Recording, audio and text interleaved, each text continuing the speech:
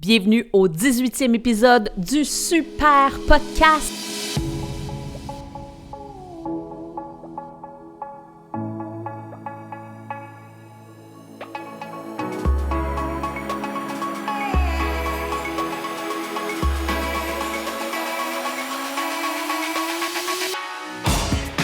Bonne année 2026! Oui, on part l'année en feu avec un nouvel épisode du Super Podcast. Je vais te partager mon dernier voyage en Martinique. Donc, je fais fondre la neige le temps de cet épisode-là pour te partager mon voyage, mes astuces voyage, mes spots et te donner le goût de voyager peut-être avec ta planche, toi aussi, si jamais tu as l'occasion. Lors du dernier épisode, j'ai parlé du SUP d'hiver. Donc, on était dans une autre saison. Il y avait de la neige parce que je pratique la planche à pagaie en toute saison, que ce soit l'hiver, l'automne, le printemps, l'été. Et merci énormément à Dani Duchesne pour ton super commentaire qui disait que le podcast avait été utile, de l'excellente information, que tu vas peut-être faire du magasinage pour être habillé de façon appropriée. Donc, soit pour l'hiver prochain et même pour débuter ta saison un petit peu plus tôt, avant les mois de juin. C'est une excellente idée et c'est super important d'avoir le bon équipement. C'est pour ça que j'en parlais dans l'épisode précédent. Quand on veut prolonger la saison de paddle, l'été c'est le fun, mais l'hiver, l'automne, le printemps, ça peut être vraiment plaisant d'aller sur l'eau, mais il faut être bien équipé. Il faut avoir vraiment les bons vêtements, que ce soit un wetsuit, dry suit. J'explique tout ça. Donc, je suis contente de savoir que cet épisode-là t'a été utile. Merci pour ton beau partage. Donc, cet épisode-ci, je fais fondre la neige, on se transporte en Martinique. J'ai eu l'occasion de faire un deuxième voyage en Martinique du 11 au 23 décembre. L'année passée, j'y avais été pour la première fois dans les mêmes dates. Je trouve que c'est une excellente période. Juste avant les fêtes, moi, je donne des cours en groupe. Donc, c'est juste quand mes cours terminent et ça me permet de décompresser avant les vacances des fêtes. C'est la période où il n'y a pas beaucoup de touristes là-bas. Ça arrive plus après les fêtes, je crois, ou pendant. Et personnellement, j'aime mieux revenir au Québec pour fêter avec de la neige et ma famille. Donc, du 11 au 23 décembre, c'était vraiment un superbe voyage. J'ai apporté ma planche à pagaie. Je vous partage mes astuces, mes trucs, mes spots. Si tu écoutes le 3e épisode du Super Podcast, qui était mon premier voyage en Martinique, je te partage déjà des astuces. Là, je vais encore plus loin. J'ai découvert d'autres spots qui méritent d'être vus si jamais ça te tente de visiter la Martinique. Et ça pourra peut-être t'inspirer à voyager toi aussi avec ta planche dans une prochaine destination soleil. Donc, on part ça? Je te partage... si tu ne me connais pas encore, mon nom est Marie-Ève Ricard, je suis bachelière en enseignement de l'éducation physique et à la santé. Grande passionnée de planche à pagaie, je partage ma passion depuis les 15 dernières années. Je suis instructrice avancée certifiée par Paddle Canada. Je donne des cours ici en Mauricie, des aventures sur l'eau, que ce soit des retraites aussi. Et puis vous êtes en feu! Les retraites, là, que ce soit à la Seigneurie du Triton ou à Shawinigan, au parc de l'île Melville, vous êtes déjà en feu, là. Je sens l'engouement, les inscriptions sont au rendez-vous. On va avoir un vraiment bel été. J'ai très hâte de vous retrouver sur l'eau. Puis je pense que de parler de voyage de Martinique, ça va vous donner du soleil, ça va vous faire du bien à travers ce mois de janvier. Les journées commencent à rallonger. Gardez espoir. Oui! Et voilà. Fait que on part... Ah oui, pendant cet épisode, je vais aussi répondre aux questions de Sylvie et de Chantal. Sylvie aura l'occasion d'aller en Martinique tout bientôt. Elle avait des questions sur les moustiques, entre autres. Et Chantal se demandait, est-ce que le sel peut abîmer la planche? Quand on voyage avec une planche, est-ce que ça prend un sac spécial, etc.? Je vais répondre à ça pendant cet épisode-là. Prêt? On décolle. Ready, set, préparation. Donc, tout d'abord, comment on prépare un voyage comme ça où on veut amener sa planche à pagaie? Pour vrai, c'est relativement simple de voyager avec sa planche gonflable. L'année passée, en ayant été en Martinique, j'ai croisé un Québécois qui avait amené sa planche rigide dans l'avion. Et une planche rigide, c'est plus complexe, là, vraiment, à voyager. Mais une planche gonflable, ben, c'est relativement simple. J'ai voyagé avec mon père pour ce voyage-là et j'ai amené 2 planches. Une pour lui, une pour moi.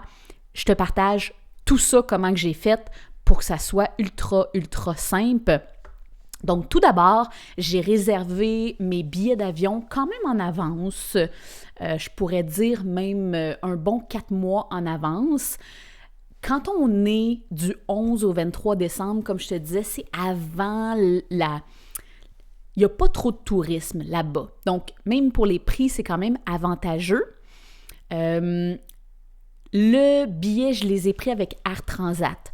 Air Transat, cette année, il est arrivé la grève là, qui était particulière et j'ai été très chanceuse, ils ont réglé leur grève la veille que je décolle. Donc, je n'étais pas sûre que le vol serait décalé, etc. Puis dans ce temps-là, tu as le choix de soit essayer d'attraper un autre vol sur une autre compagnie aérienne, mais volontairement, j'avais choisi Air Transat parce qu'ils ont une excellente réputation. L'année passée, j'avais volé avec eux. Ils sont clairs dans leur communication, ils donnent un super de bon service professionnel. On ne se trompe pas, je trouve, avec Air Transat. Air Canada aussi, ça peut aller très bien, mais si j'ai le choix entre Air Transat et Air Canada, je privilégie personnellement Air Transat. Puis en plus, je pense que les prix étaient meilleurs de toute façon quand je comparais. Donc, j'ai choisi encore cette année mes billets avec Air Transat. En termes de frais, c'était très comparable à l'année passée. Dans le podcast numéro 3, je te partageais mes coûts. Puis tu vas voir, si tu compares, pour vrai, j'ai même payé un petit peu moins cher cette année mes billets, mais comme à peine, là, de quelques dollars. Donc, j'ai pris un billet classe économique. Ils ont différents niveaux, là. Tu sais, si tu prends le premier, le moins cher, t'as pas assez de bagages. En tout cas, moi, ça me prend au minimum un carry-on, là, un bagage de cabine et un sac à dos, puis un bagage pour transporter la planche. Le bagage que je mets dans la soute, ça, je le paye. Il m'a coûté 37 $. Mais je prends un enregistrement de bagages régulier pour traîner ma planche. Je le mets dans un sac de paddle. Je choisis un sac à roulettes. C'est vraiment plus facile à transporter à l'aéroport. Fait que pour revenir au prix, j'ai pris un billet classe économique. C'était 258,41 pour l'aller, le 11 décembre. Ça l'incluait bagages à main et sac, là, donc le carry-on et un sac à dos. Et le billet du retour m'a coûté 446,29 le 23 décembre, plus le 37 $ du bagage régulier. Fait que billet aller-retour, 704,70 $ canadiens, pour te donner un estimé du prix. Fait que les billets sont pas si chers quand on voyage en Martinique. La Martinique, c'est une destination, oui, tu pourras avoir un tout inclus, mais c'est pas tant la vibe de la Martinique. Ce qui est le fun d'aller en Martinique, c'est de voyager, de louer une voiture, d'être dans un Airbnb, de vivre une autre expérience qu'un tout inclus. Puis pour vrai, ça coûte pas c'est sûr que c'est en euros là-bas, mais c'est l'avantage. On a la qualité comme de l'Europe, l'eau est potable, la nourriture, il y a des belles boulangeries, il y a du champagne, il y a du vin, il y a du bon café.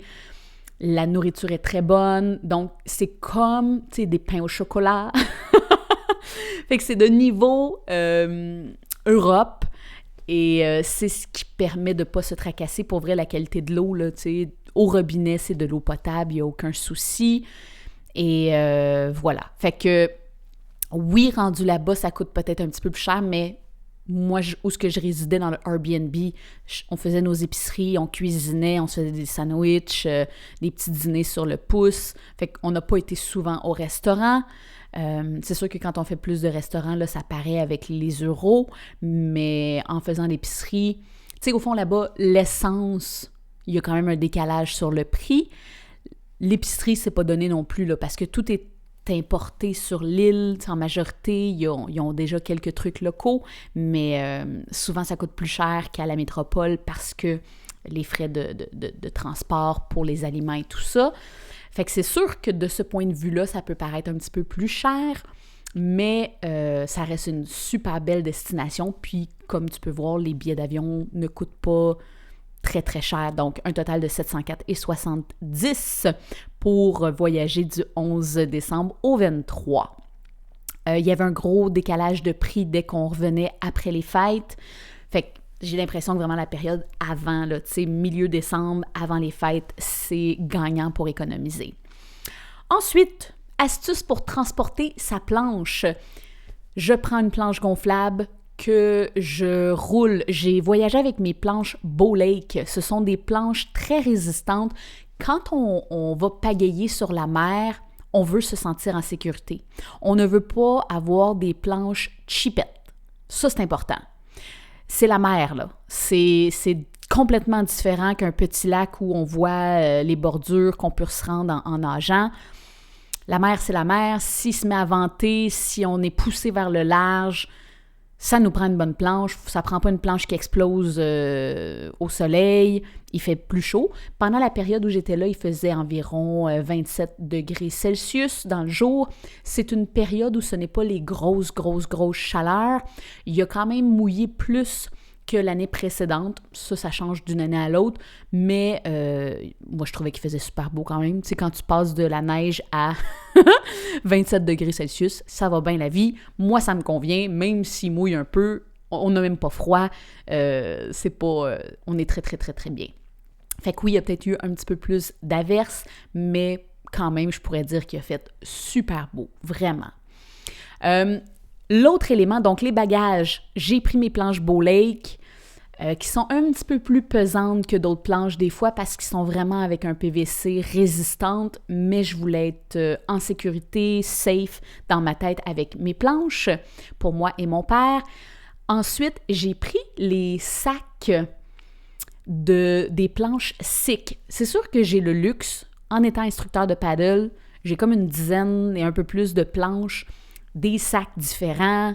Tu sais, j'ai différentes marques de planches volontairement pour permettre aux participants d'essayer différentes marques, différents styles de planches, différentes shapes. Donc, j'aurais pu prendre les sacs Bow Lake.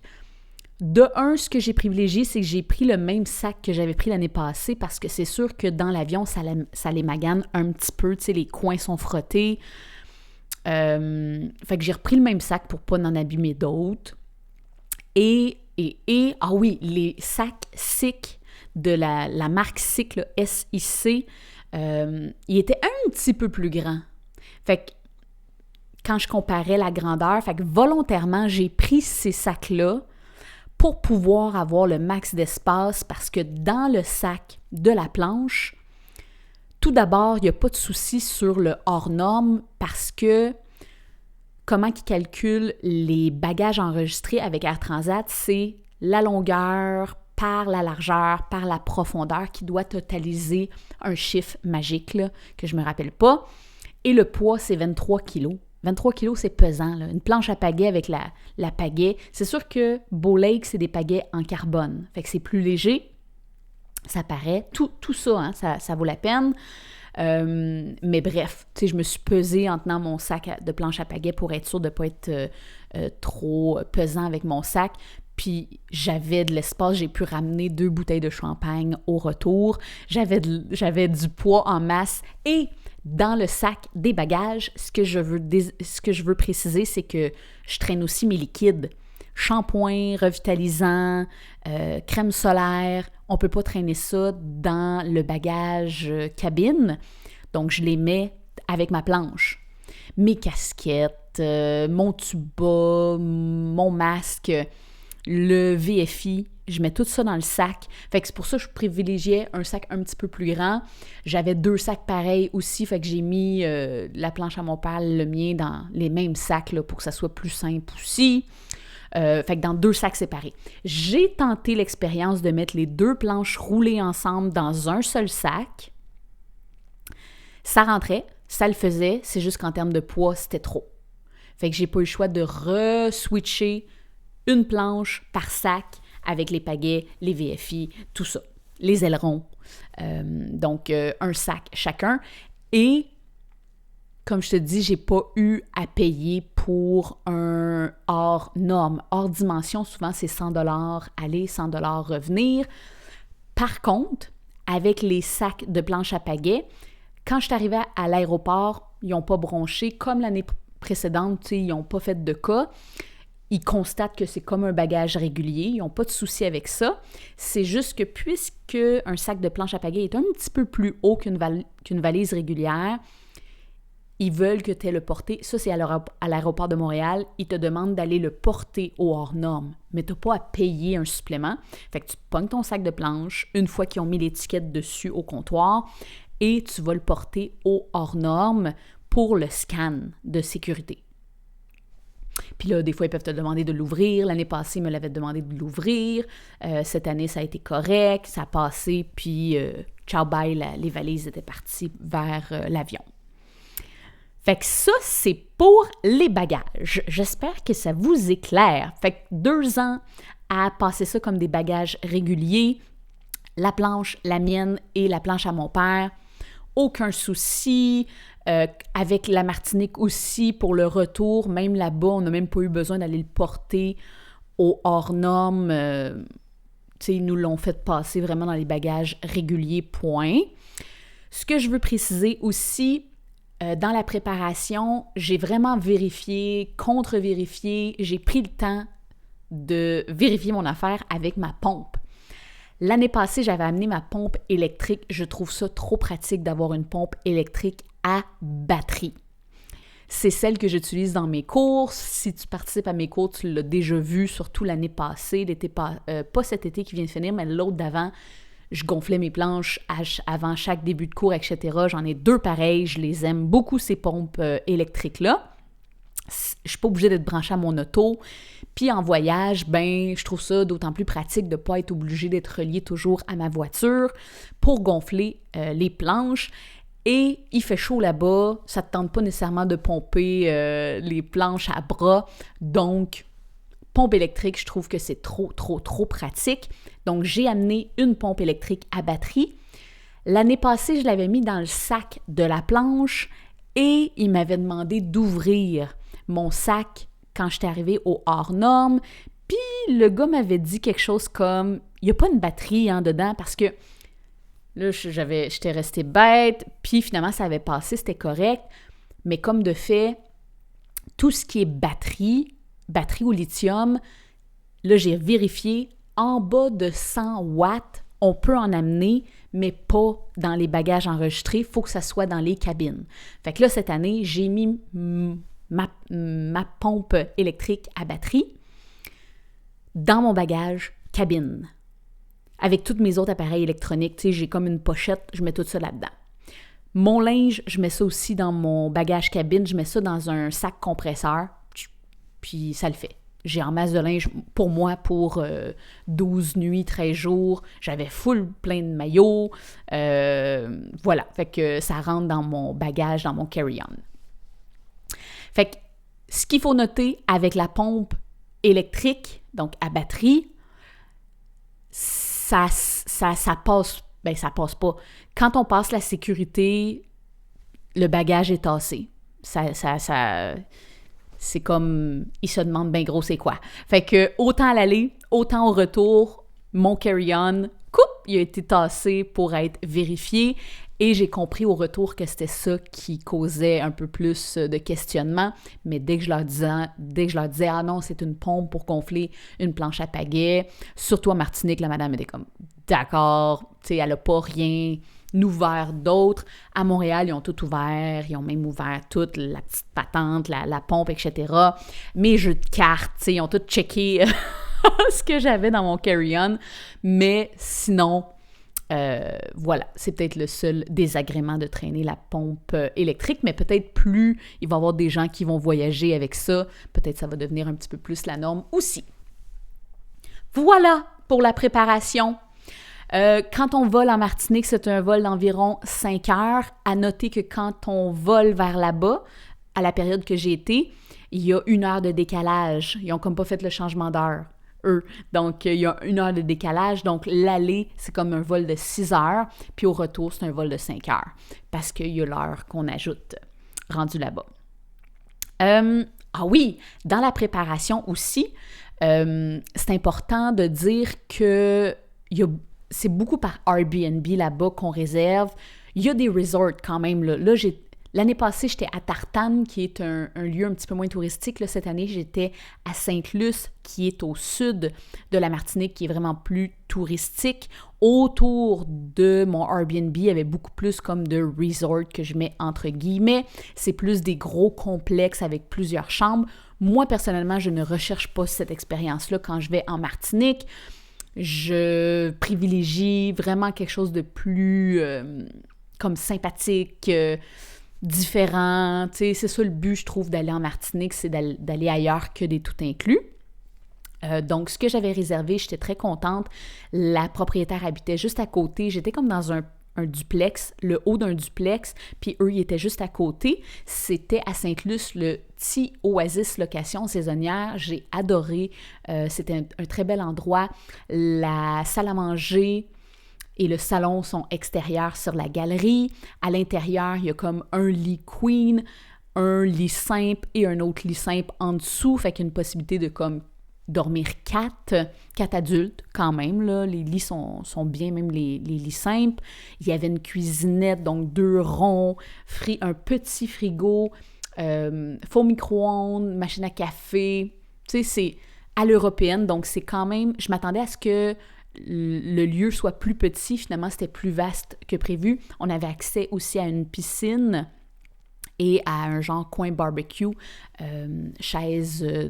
aussi longue pour se faire bronzer. Pour vrai, je trouvais qu'on avait tout ce qu'on avait besoin. Puis même pour faire sécher les planches, tu sais, quand tu arrives, tu veux les rincer, tu veux les faire sécher, avoir de l'espace pour ça, puis c'était parfait. Et les propriétaires étaient vraiment très agréables, super sympathiques, là. Donc, Karine et son conjoint. Fait que voilà, si j'avais à y retourner, je retournerais avec plaisir à ce lieu-là. L'année d'avant, c'était à Tartane. Je me rappelle plus le nom. J'avais adoré aussi le lieu. C'est juste que c'était un spot avec un lit double. Donc, si t'es un couple, ben c'est correct. Là, c'est parce que j'étais avec mon père. On voulait avoir chacun notre lit. Donc, voilà. Et le petit Oasis de location saisonnière, j'étais le Sea View, donc au 2e étage. Ça m'a coûté 2063,53 pour 12 nuits. Très raisonnable, ça m'avait coûté un petit peu moins cher que l'année passée à Tartane, qui est un lieu moins touristique. Et en étant à Sainte-Luce, pour vrai, là, tu sais, t'as toutes les commodités, les spots aussi à visiter agréables en paddle, l'eau, la mer des Caraïbes. Et là, à proximité, à pied, on pouvait aller se baigner dans des super de beaux spots. Donc, très, très, très agréable. J'avais des endroits aussi pour faire mon jogging en revenant le soir. Donc, puis, en termes de lumière, le soleil se lève, je crois, vers 7 heures. J'ai pas été temps matinal, mais je crois vers 7 heures le matin environ, 6h30, 7 heures peut-être, et se couche tout le temps comme vers 18 heures. Fait que ça laisse cette fenêtre-là de luminosité. La lumière est différente de nous, surtout en décembre et en janvier. Ça fait du bien. Et la chaleur fait du bien, un bien fou. Voilà, location de voiture. Maintenant, ce qui est important... Ah oui, je vais juste amener des petits aspects sur les Airbnb. Moi, ce que je recherche quand je veux louer un lieu en Martinique, c'est que ça soit étanche. Je ne sais pas si je vais être claire dans mon affaire. Étanche, pour moi, c'est qu'il n'y ait pas de bébites qui puissent rentrer dans l'appartement. Il y a des moustiques en Martinique et il y a des bébites genre araignées, genre des petits geckos, là, des petits lézards cute, là. Mais des araignées peuvent être grosses. Il y a les blattes aussi. C'est comme des trucs croustillants là, avec une coquille qui vole puis que tu peux pas écraser. Si tu les écrases, ils se prolifèrent. Donc, il faut juste vraiment que tu les tues avec un stuff. Puis pour vrai, on n'a pas vraiment eu... Il y a un gecko qui était à l'intérieur à un moment donné, mais tu sais, dans le jour, moi, j'aime laisser les portes ouvertes dans le jour, mais c'est sûr qu'à partir de 5h, 5h30, je referme les portes pour être sûr qu'il n'y ait pas de bébites qui rentrent. Et j'aime que l'appartement soit étanche. Je dis étanche, là, mais tu sais, je veux pas qu'elle craque, là. Je veux pas qu'on voit le jour. À cet appartement-là, il y avait comme des genres de volets au-dessus de mon lit, puis dans la salle de bain. Fait que là, j'étais comme « Oh non, il est pas étanche! » Mais finalement, ça a été très, très, très étanche. Il y avait quelques petits maringouins qui se faufilaient, mais à Sainte-Luce, j'ai trouvé qu'il y avait vraiment moins de moustiques. Pour répondre à la question de Sylvie, quand j'étais à Tartane l'année d'avant, il y avait beaucoup plus de moustiques et j'y suis retournée à Tartane pour aller au resto en soirée.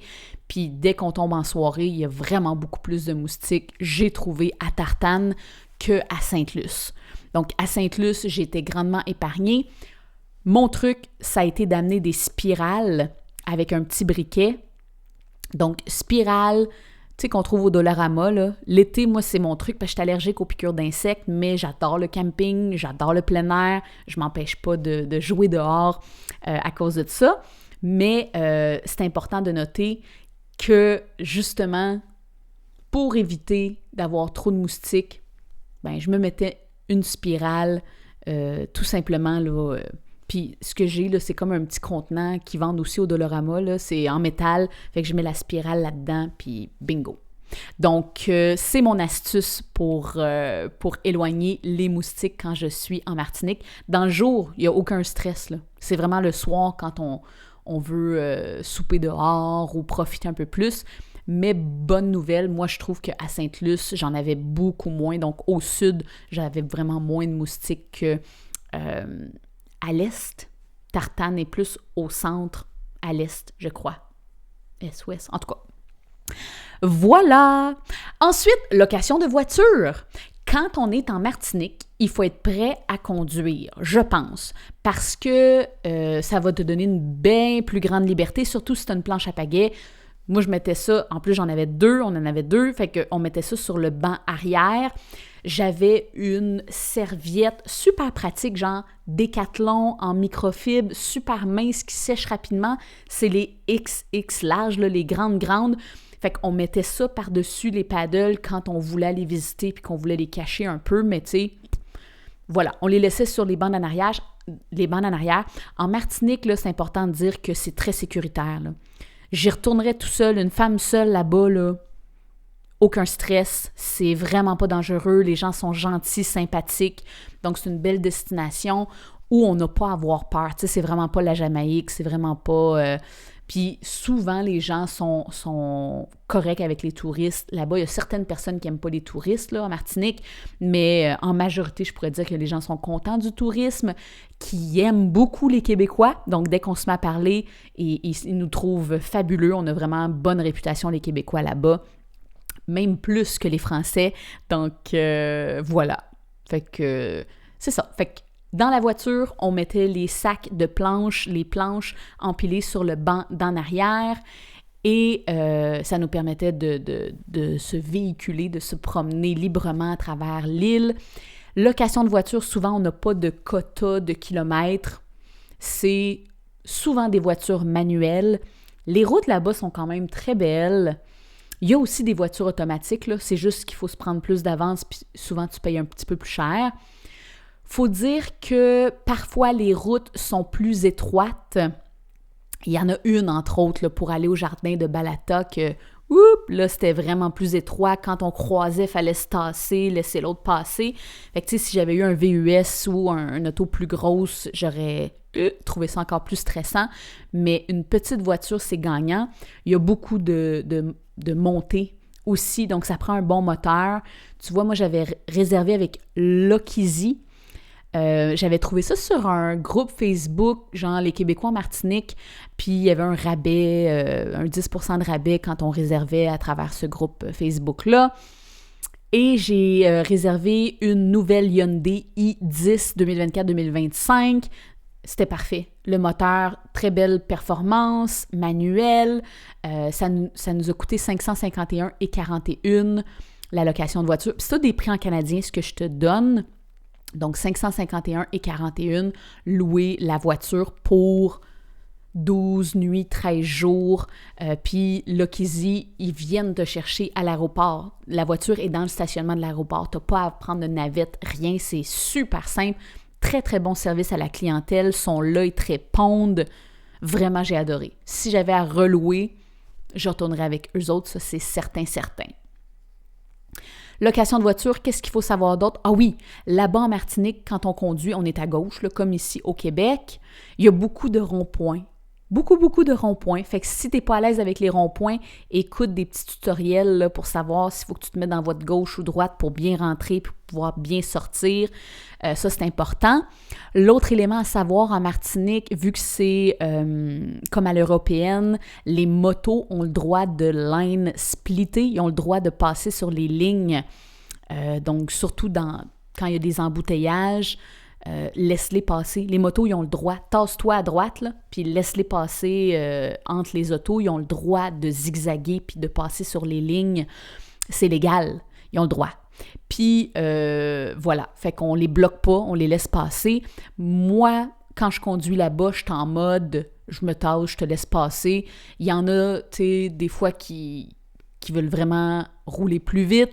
Ils ont le réflexe très rapide d'arriver derrière toi, de flasher les hautes, clignoter à gauche, c'est genre « tasse-toi! » Et ils sont très insistants, là, tu sais, ça, je pense que c'est plus à l'européenne. Nous, au Québec, on fait pas vraiment ça, là, c'est comme « voyons, calme-toi! » Mais tasse-toi. Dans ce temps-là, je me tassais sur le côté, je les laissais passer, puis même avant même qu'ils perdre patience, je me tasse, je suis en vacances, je m'en fous, je laisse passer tout le monde, regarde, passe, ça me dérange pas, je vais y aller après. Fait que même dans les petits chemins de campagne un petit peu plus retirés, je laissais passer le monde, je me tassais sur le côté, puis regarde, vas-y, moi j'y vais doucement, je regarde les paysages, puis je suis pas pressée. Fait que ça, c'est le mindset que j'avais. Puis quoi d'autre? Parfois, les autos sont un peu basses pour passer des dos d'âne ou pour passer à certains endroits parce que ça peut arriver que les routes soient, des fois, quand tu t'en vas un petit peu plus à d'autres lieux un peu plus retirés, ça peut être plus chaotique. Fait que d'avoir des voitures pas trop collées au sol là, pour être capable de passer. Mais tu vois, la voiture qu'on avait cette année, c'était A1. Ça a été parfait. J'ai adoré la conduire tout le long du voyage. Elle était parfaite avec la clim. Ce que j'avais pris comme option, souvent, il faut que tu ramènes la voiture pleine d'essence, ça va, et nettoyer. Là-bas, il y a du sable, il y a la pluie, il y a etc. qui peut, salir la voiture. L'année d'avant, on avait trouvé une place pour la nettoyer, mais tu sais, le temps, c'est de l'argent. Tout ça, cette année, j'ai payé comme un 30 € supplémentaire pour ramener la voiture, puis c'est eux qui la lavaient, aucun souci. Donc, ça, je l'apprécie. Je leur referai ça aussi, de payer le petit extra pour qu'ils s'occupent de laver la voiture. Il me semble que j'ai passé beaucoup de temps à parler de la préparation, mais j'avoue que quand tu es bien préparé pour un voyage, c'est toujours plus agréable. Fait que ça, c'est ce que tu fais en amont. Tu le fais quand tu es chez vous au Québec, tu réserves tes billets d'avion d'avance, ton Airbnb, la location de voiture et même une autre astuce sur les billets d'avion avec Air Transat. J'avais checké juste un billet simple d'aller. J'avais commencé par réserver ça parce qu'il était vraiment pas cher. 258,41 là, c'est pas cher. Et après ça, je trouvais que les billets de retour étaient un petit peu trop chers. Fait que j'ai attendu.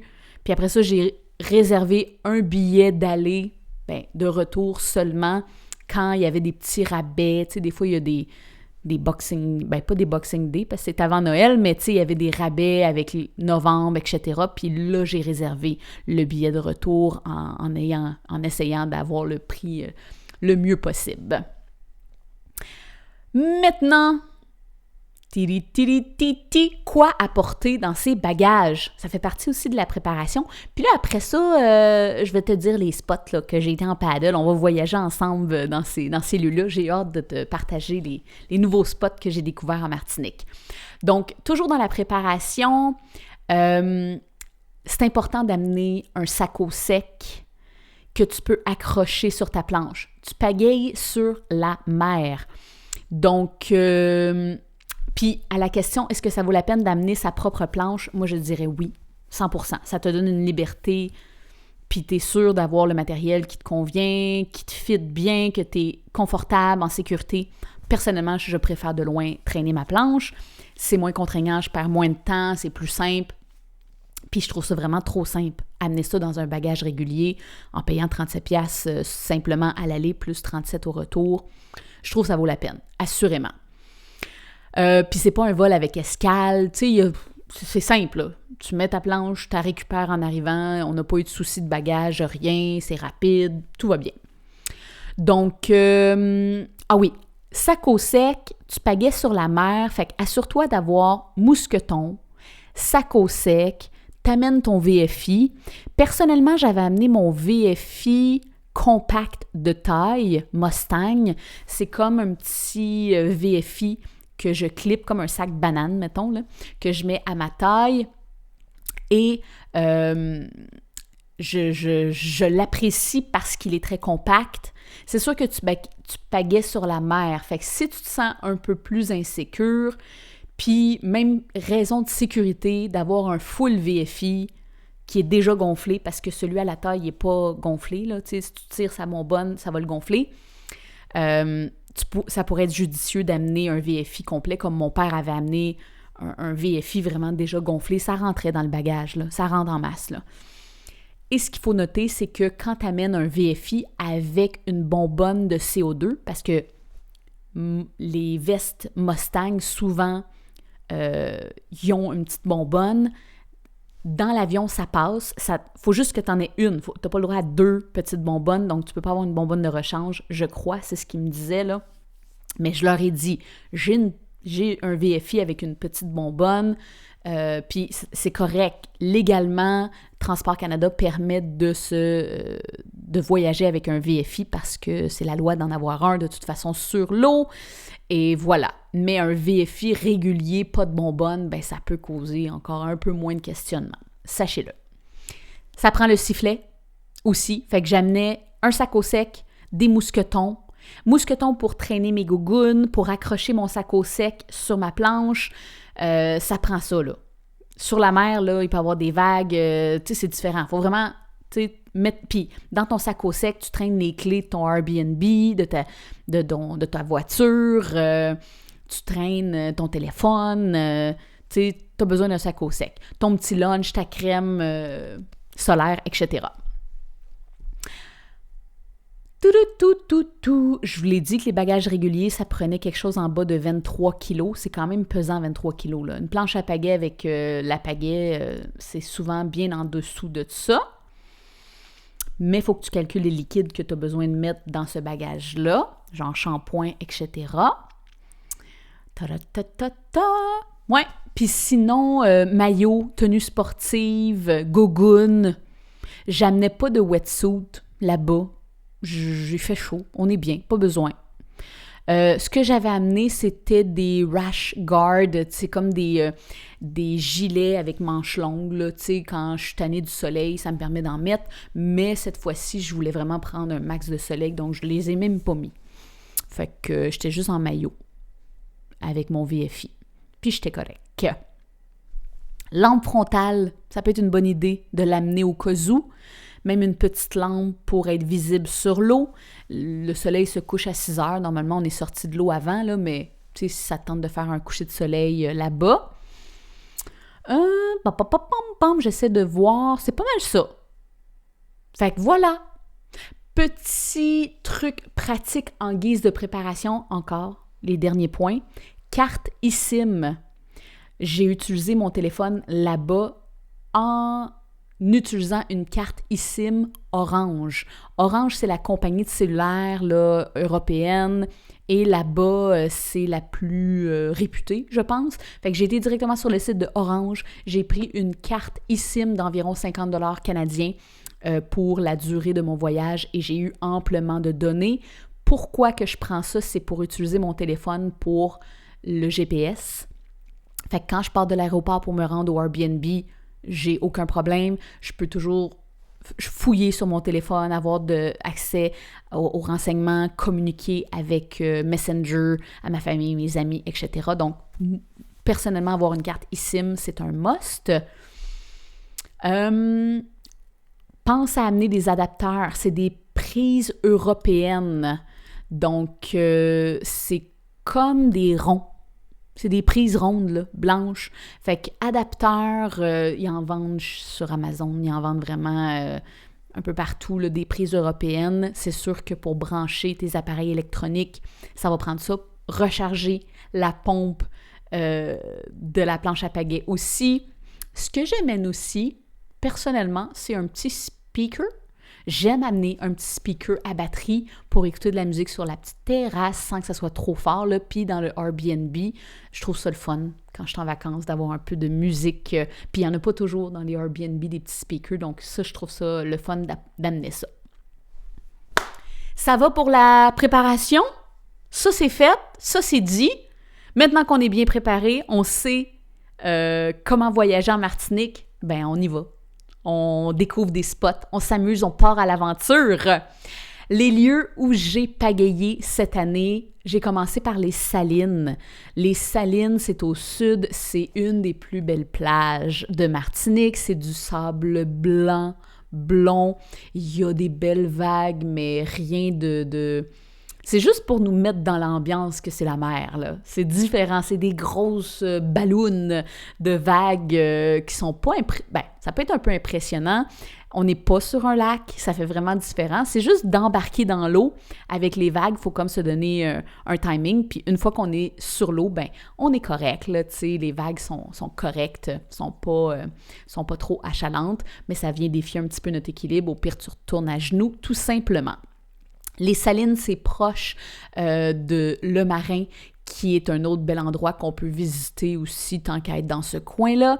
Le Marin, c'est qu'il y a plein de bateaux qui sont ancrés à ce spot-là. Donc, c'est le fun de découvrir plein d'endroits en Martinique. Il y a plein d'anses, ils appellent ça des anses, A-N-S-E.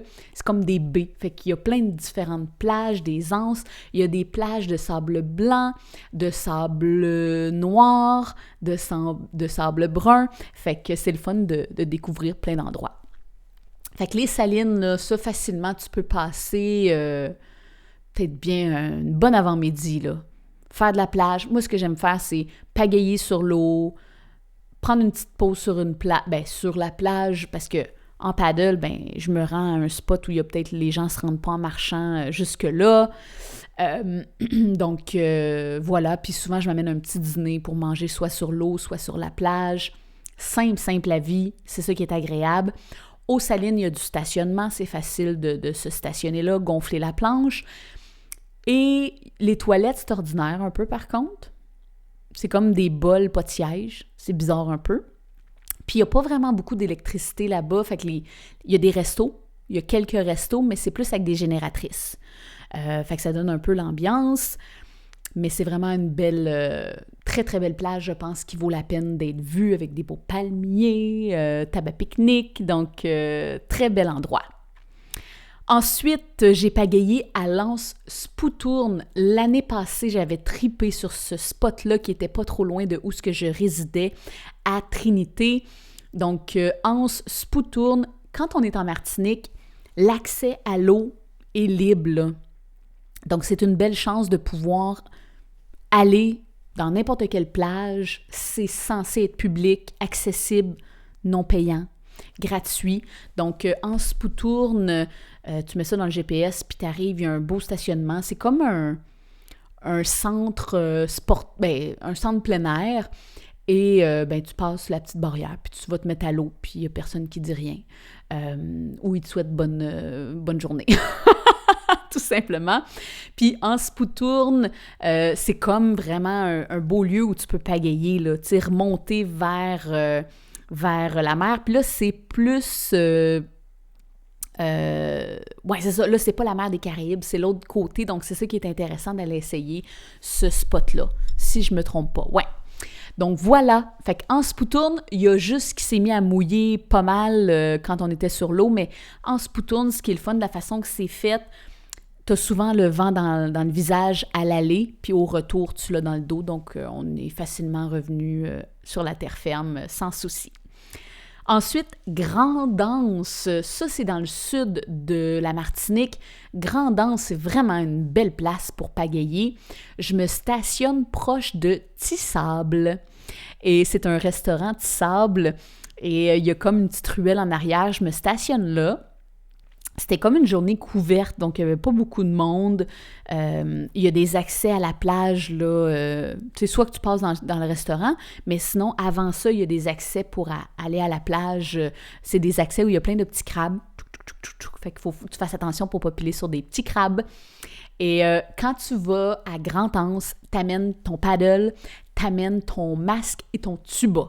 Parce que il y a des belles choses dans l'eau, puis tu n'as pas besoin d'aller loin pour voir des tortues, voir des étoiles de mer, voir des beaux poissons.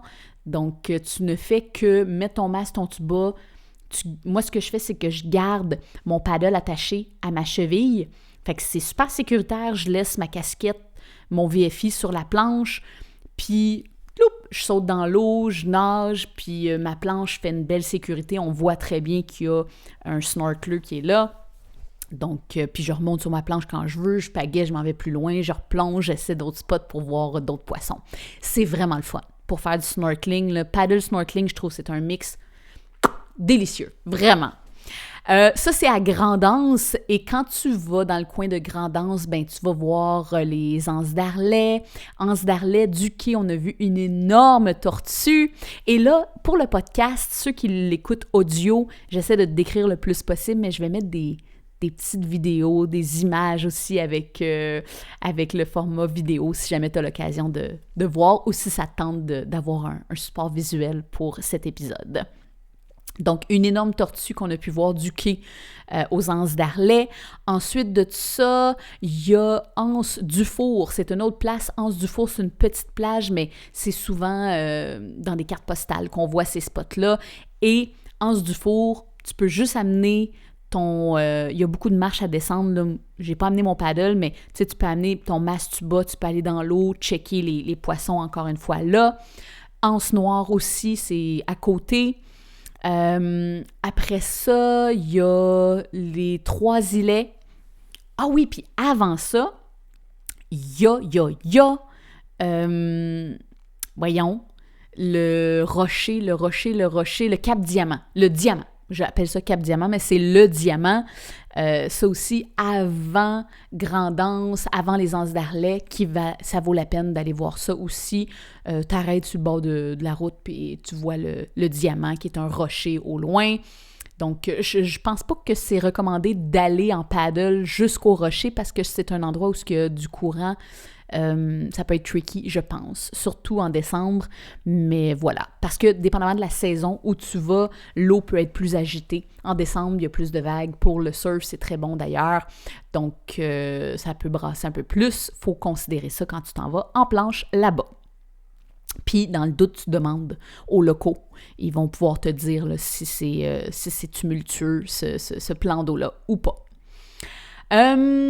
Ensuite, j'ai eu l'occasion de pagayer à la plage Anse du Corps de Garde à Sainte-Luce. C'était à côté de où notre Airbnb était. Il y avait un petit restaurant aussi qui était là sur la plage. C'était proche de Tam Tam Beach. Tam Tam Beach, c'est un autre spot où il y a un beau stationnement. Il y a plein de monde là, qui vont là faire de la plage. Ça peut être un autre très, très beau spot. Tam Tam Beach, il y a des toilettes, il y a des commodités, c'est très chouette. Puis juste à côté, il y avait cette petite plage-là. Ben, c'était une grande plage, magnifique. Donc, j'avais gonflé ma planche, j'en ai fait là, c'était super le fun. J'ai adoré, c'est sur la mer des Caraïbes, l'eau est translucide. Ah, c'est le bonheur. Puis au lieu de faire de la plage, ben je me couche sur ma planche puis je me laisse voguer Tout simplement. Je trouve ça magique de pouvoir vivre ça.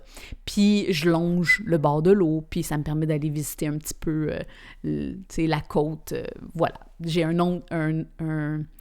point de vue différent, puis ça m'a permis de voir aussi des beaux arcs-en-ciel. Quand on est sur la plage, on les voyait pas, puis quand on était sur l'eau, on les voyait. Donc c'est ça. C'est ça que le paddle nous permet de vivre.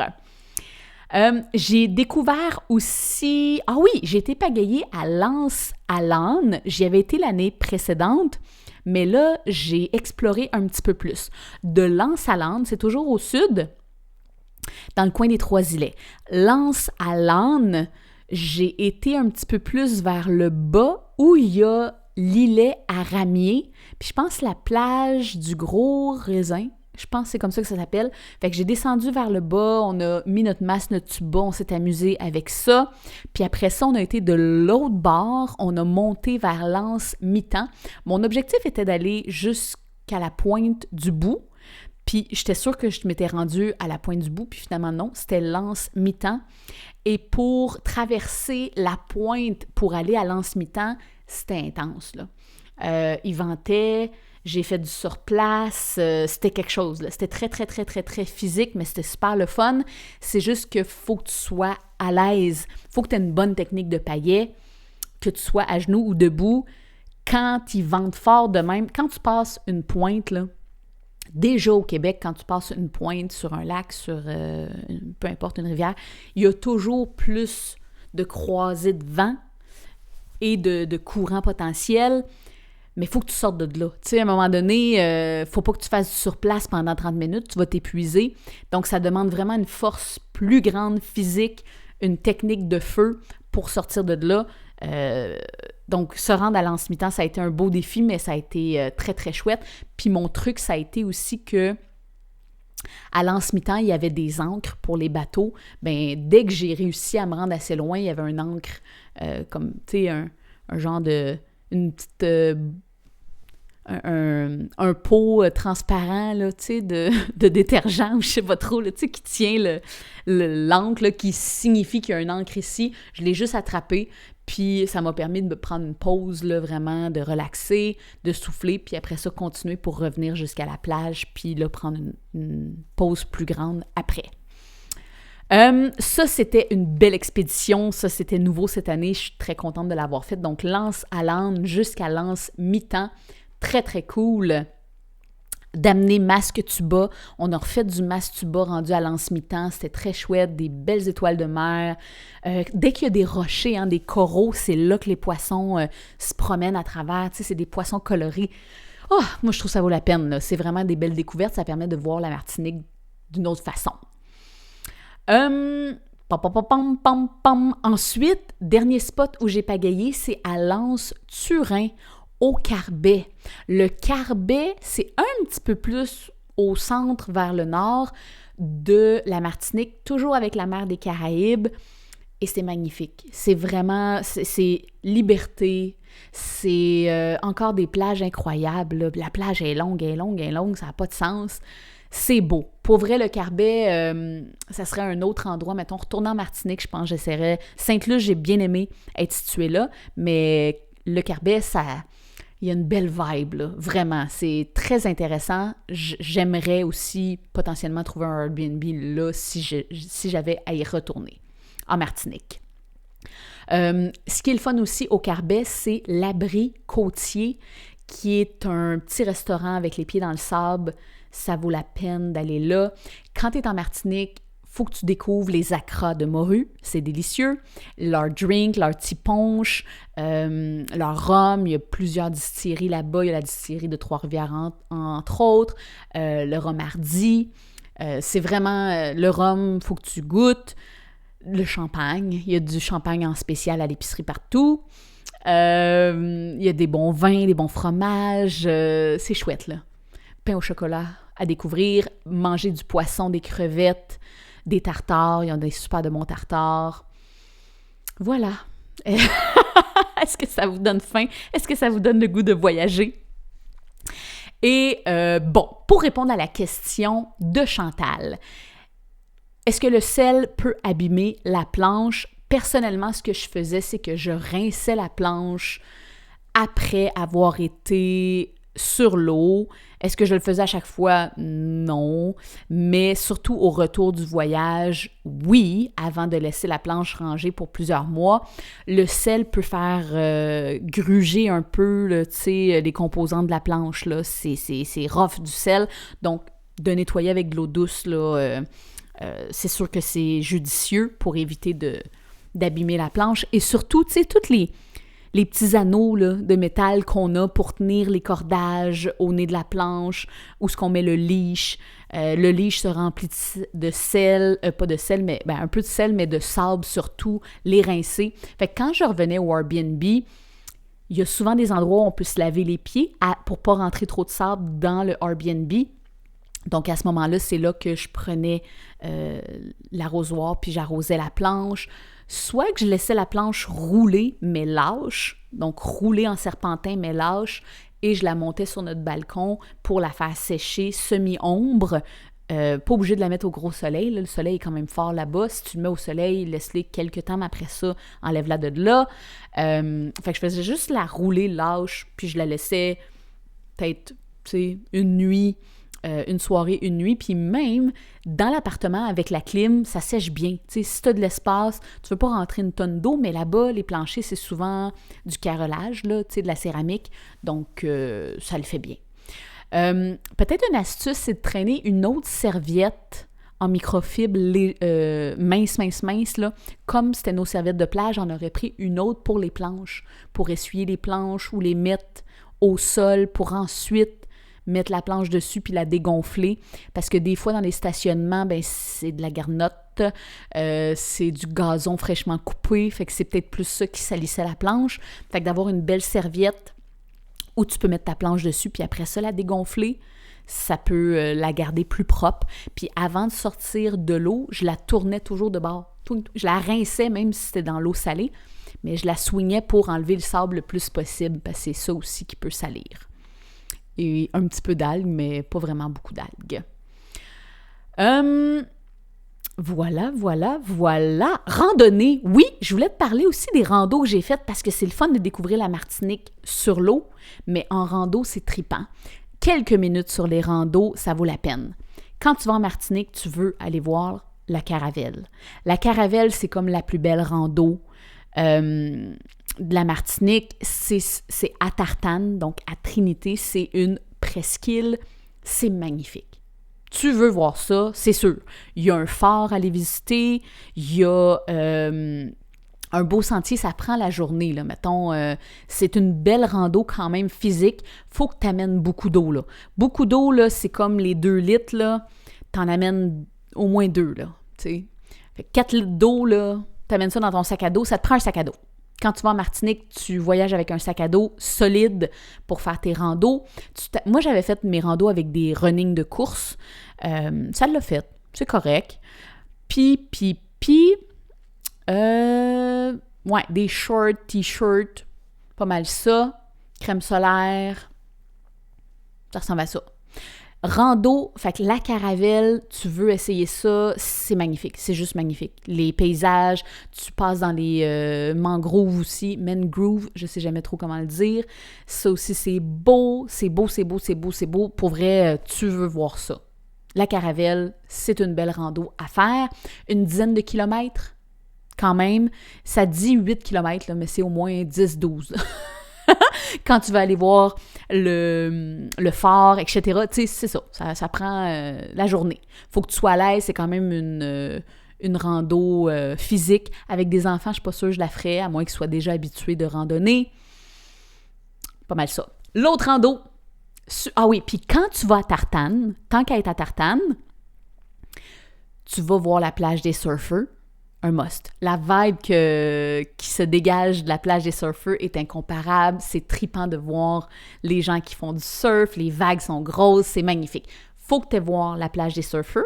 Faut que tu aies voir l'Anse-l'Étang. L'Étang comme E-T-A-N-G. Tu pourrais faire du paddle à l'Anse-l'Étang. Ça brasse un peu plus. Là. Il y a plus de vagues. Il y en a qui surfent là aussi. Mais ouais, L'Anse-l'Étang pour faire de la plage, pour relaxer, c'est magnifique.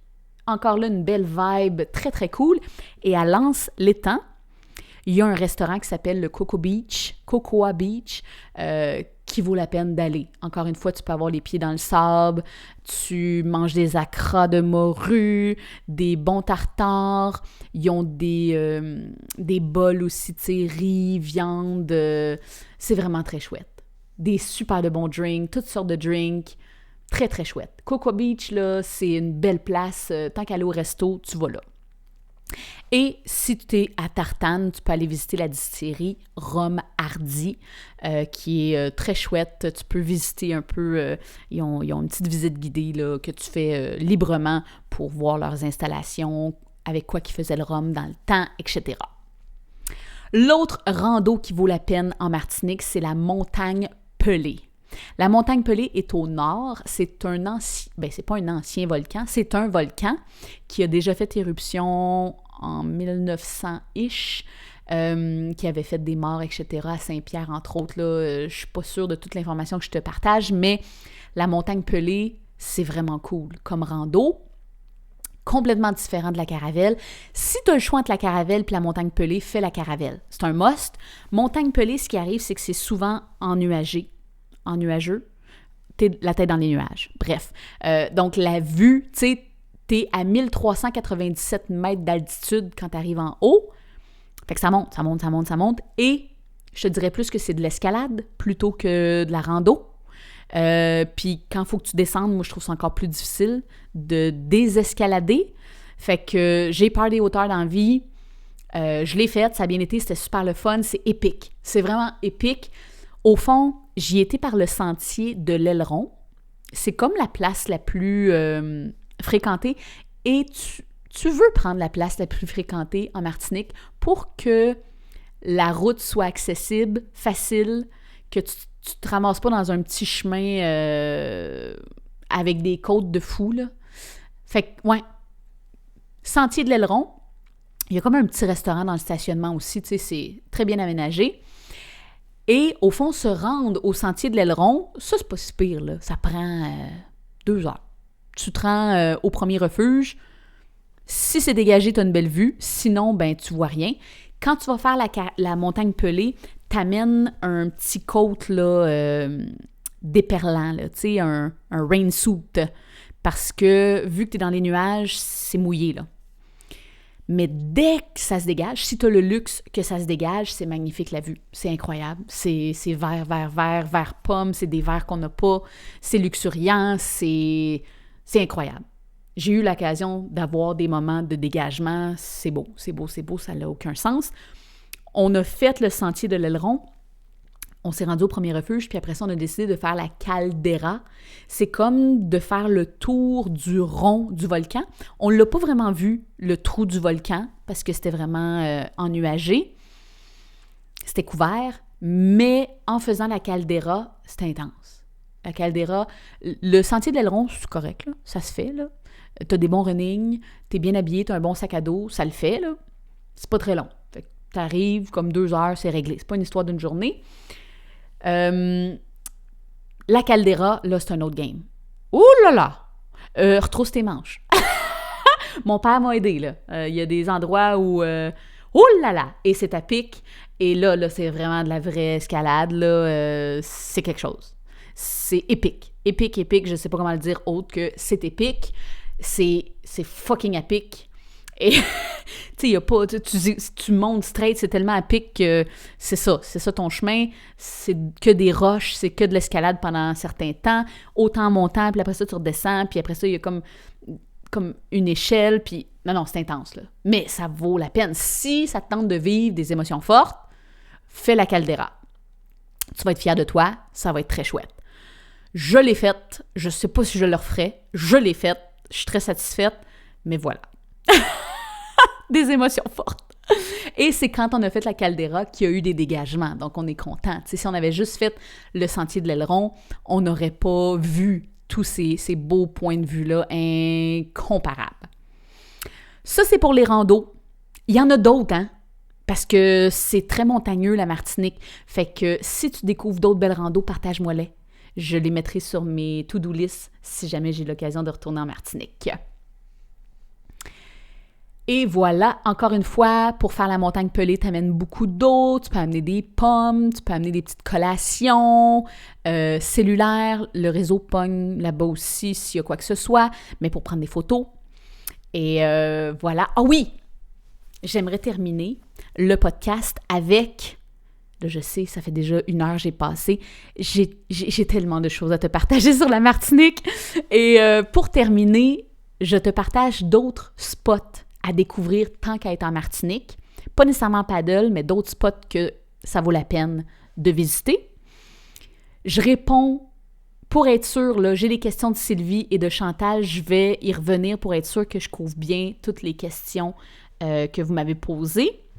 Puis voilà, ça va? Il reste mettons 5 minutes. J'essaie de le faire en 5 minutes. Let's go! On va voir si je vais réussir. Autre chose à faire en Martinique, ben j'ai marqué le snorkeling. Donc, masque, tuba, moi, je les amène dans mes bagages. Ben, je les amène dans mon bagage de paddle. Ça vaut trop la peine. Palme, je pense pas que c'est nécessaire, là. Mais masque, tuba, oui. Si tu as l'occasion d'aller avec une compagnie organisée en bateau qui t'amène à un spot pour voir, même en snorkeling, je crois que ça vaut la peine. Je l'ai vécu, je te le recommande. J'ai fait de la plongée sous-marine avec bonbonne, ils appellent ça des baptêmes. Ça vaut tellement la peine. Je n'ai fait un l'année passée, je n'ai fait un deuxième cette année. Cette année, je l'ai fait avec Diage plongée, avec Christophe, vraiment trippant. Il y a un catamaran électro-solaire en respect avec l'environnement, la nature, c'est top. J'ai adoré mon expérience. Quand tu fais un baptême de plongée sous-marine, ce qui est le fun en Martinique, c'est qu'ils parlent ta langue. Donc, c'est clair, quand c'est les premières fois. Tout ce que tu as à faire, c'est respirer dans la bonbonne. Eux, ils s'occupent de tout. Tu tiens le bras du guide, puis tu t'amuses. Là. C'est une 20aine de minutes environ comme plongée. Ça vaut la peine. J'ai vu des poissons, j'ai vu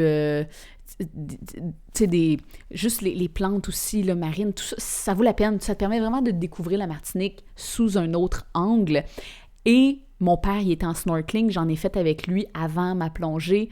Il y a des nuages de poissons, c'est magnifique. Vraiment, là, autant en snorkeling, autant en plongée, je triple. Mais si t'es pas à l'aise avec une bonbonne, fais-les en snorkeling. C'était 15 € en snorkeling. Tu sais, pour faire un tour de bateau, quand même, là, pendant une demi-journée. On arrivait le matin à 8 h, puis on est revenu vers midi et demi.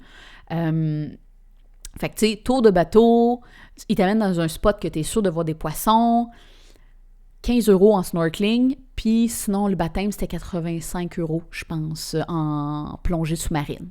Fait que ça vaut, moi, je trouve que ça vaut vraiment la peine. Autre chose à voir en Martinique, le Tombolo à Sainte-Marie. Il y a comme une île, puis il y a la croisée. C'est comme si c'est la croisée de deux vagues. C'est vraiment impressionnant. En décembre, on ne peut pas vraiment traverser de l'autre côté, parce que normalement, on peut marcher à la croisée de ces deux vagues-là pour se rendre sur les îles. Mais en décembre, je pense pas que c'est rarement possible. Mais déjà de voir ça, moi, j'ai trippé. Tu sais, c'est pas quelque chose que tu restes là 3 heures, là, mais c'est le fun de marcher là, de voir la croisée, les vagues qui s'embrassent ensemble. Fait que ça arrive à certains endroits sur la planète, mais c'est quand même rare comme phénomène. Je trouve que ça vaut la peine. Donc ça, on avait été voir le Tombolo au retour de la montagne pelée. Tant qu'à être par le nord, on a passé, puis on a été à Sainte-Marie voir ça. Quand tu vas en Martinique, tu veux aller voir aussi les jardins de Balata. Ça a valu la peine, c'est des jardins magnifiques, c'est vraiment très chouette. Là, on m'a dit aussi qu'il y avait, j'ai pas été voir, le jardin, c'est-tu à Vauclin? Je suis pas sûre. Un peu plus privé, qui vaudrait la peine aussi d'être vu. J'ai pas eu l'occasion d'y aller, peut-être une autre fois. Mais Jardin de Balata, j'ai beaucoup aimé. Il y a des canopées, c'est des ponts suspendus. C'est magnifique. Marcher là-dessus, c'est très, très cool. Donc, encore là, tu sais, ça prend peut-être 1h30, cette visite-là. C'est pas une histoire longue, mais ça vaut la peine, je trouve. Ça vaut le détour, c'est magnifique. Quand tu vas en Martinique, je te recommande aussi d'aller voir l'expo de Paul Gauguin au Carbet. C'est là que ça m'a permis de découvrir le Carbet. L'expo de Paul Gauguin était un peintre et t'embarques dans son univers. Il a habité 4 mois en Martinique, mais ça a beaucoup teinté son œuvre artistique. Très enrichissant. J'ai adoré. Ça m'a permis de découvrir en même temps le Carbet avec ses yeux, etc. Donc, expo de Paul Gauguin, ça vaut la peine. Quand tu vas en Martinique, tu veux goûter au champagne, tu veux goûter au poisson frais, les crevettes, les acras de morue, et voilà. C'est pas mal ça. Tu veux aller aux Anses d'Arlet, les Anses du Four, l'Anse Noire, c'est tous des lieux à découvrir. Tu peux même aller à la plage du tout inclus. C'est-tu à Sainte-Anne? Je pense que c'est à Sainte-Anne qu'il y a un club med. Et le club med coûte cher quand même, c'est un club med. Mais la plage, puisqu'elle est publique, sachez que vous pouvez y aller. Il y a un sentier, ils ne peuvent pas le bloquer à la population ni aux touristes. Donc, si ça vous tente, j'ai pas été voir encore, mais c'est une possibilité d'aller sur cette plage-là. Ça doit être magnifique. Même faire de la planche, ça doit être incroyable. Un spot à essayer sur ma to-do list pour un prochain voyage, si j'ai l'occasion d'y retourner. Donc, Sylvie Gagnon m'avait posé la question, est-ce qu'il y a beaucoup de moustiques? Voilà, je pense que j'y ai répondu. Dans le sud, j'ai trouvé qu'il y en avait beaucoup moins. Les moustiques sortent habituellement à partir de 18h quand le soleil se couche. Il y a des beaux couchers de soleil en Martinique. Fait que ce que j'avais amené, c'était des spirales et du Afterbite que je pouvais mettre là parce que moi, ça me démange. Je mettais aussi de l'aloès. Chantal Vézina m'avait posé la question, est-ce que l'eau salée peut abîmer la planche? Donc, en la rinçant, c'est gagnant. Sinon, je trouve pas que ça les abîme. Et le transport à l'aéroport, c'est le sac régulier. Donc, oui, Chantal, j'ai pris mes sacs réguliers, comme je disais au début du podcast. Je favorise un sac avec des roulettes. Fait que j'ai même pas besoin de prendre le chariot. Moi, je roule mon carry-on, je roule mon sac de paddle et j'ai mon sac à dos sur le dos. Ensuite, il existe aussi des sacs de paddle avec des bretelles, là, mais c'est quand même lourd, un sac de paddle. Je préfère le rouler, personnellement. Tu demandais s'il faut qu'il soit étanche au bris dans les bagages. Bon, très bonne question, Chantal. Ce que je fais, vu que j'ai des pagaies en carbone, c'est fragile. Pagaies en carbone, c'est plus fragile que des pagaies en alu. Ce que je fais, c'est que j'ai gardé mes faumes. Tu sais, quand tu achètes une planche à pagaie, souvent, ça vient avec des faumes dans le sac. Moi, je les garde. Et je les prends, puis j'emballe. Fait que je les emballe, là, j'ai emballé mes pagaies le plus possible. Et je mets un foam en arrière de la boîte de l'aileron. Tu sais, j'essaye de mettre ça pour pas que ça perce le sac. Je te dirais que quand je regarde mes sacs, il y a certains endroits où c'est frotté, mais c'est pas percé, là. Fait que, quand même, c'est sûr que ça use prématurément ton sac, mais bon, je trouve que ça vaut la peine. Puis, tu sais, quand tu n'utilises pas tes affaires, c'est sûr qu'ils se briseront pas. Moi, je me dis, ben regarde, je prends le risque que ça les brise un peu, mais tu vois, ça les a pas brisés, ça ne va pas briser mes pagaies non plus. Fait que je les emballe bien. Sinon, tu peux prendre du papier bulle, puis tu sais, je les emballe autant à l'aller qu'au retour. Car c'est quelque chose que l'on veut tous faire un jour. Oui! Chantal dit que c'est quelque chose qu'elle veut faire, de voyager avec sa planche. Oui, puis pour vrai, c'est plus simple qu'on pense. Je te recommande. Fortement. Voilà. Ça a-tu été trop long? Est-ce que j'ai donné trop de détails? Ça a vraiment été un beau voyage. Des belles aventures. Mon père a été super willing aussi, autant en paddle, autant en randonnée. Let's go, en way. On a vu le haut, le bas. On a fait le tour de l'île. Les routes pour conduire sont belles, autant pour aller à la montagne Pelée, autant pour aller à Tartane, aller au sud, aller à l'épicerie. Tout a bien été. C'est vraiment une belle destination. Les gens sont fins, sont agréables. J'y retournerai demain matin. Assurément. Donc, si ça vous tente d'y aller, là, vous me le direz. Là, j'irai peut-être avec vous pour le fun. un voyage d'affaires. Mais bref, je vous souhaite de belles aventures. Je vous souhaite une année 2026 remplie d'aventures. Sur l'eau, amusez-vous, planifiez des belles retraites, des beaux voyages, quelque chose qui vous fait triper, là.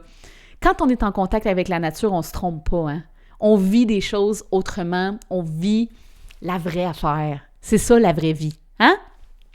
Donc, si tu as des questions, n'hésite pas, si tu as des commentaires, j'ai hâte de lire comment tu as trouvé cet épisode du Super Podcast. J'hésitais à refaire un épisode sur la Martinique. Je me dis, j'y ai déjà été, mais je pense que j'avais encore des trucs à te parler, là, à voir le temps que j'ai pris. Je pense que oui. Puis, c'est ça. Si tu as des questions, d'autres suggestions pour d'autres épisodes, c'est toujours un plaisir là, de te lire puis d'avoir ce input-là puis de savoir que le Super Podcast t'est utile. Fait que, bonne année 2026! À tout bientôt puis au plaisir de te croiser sur l'eau! Ciao, ciao!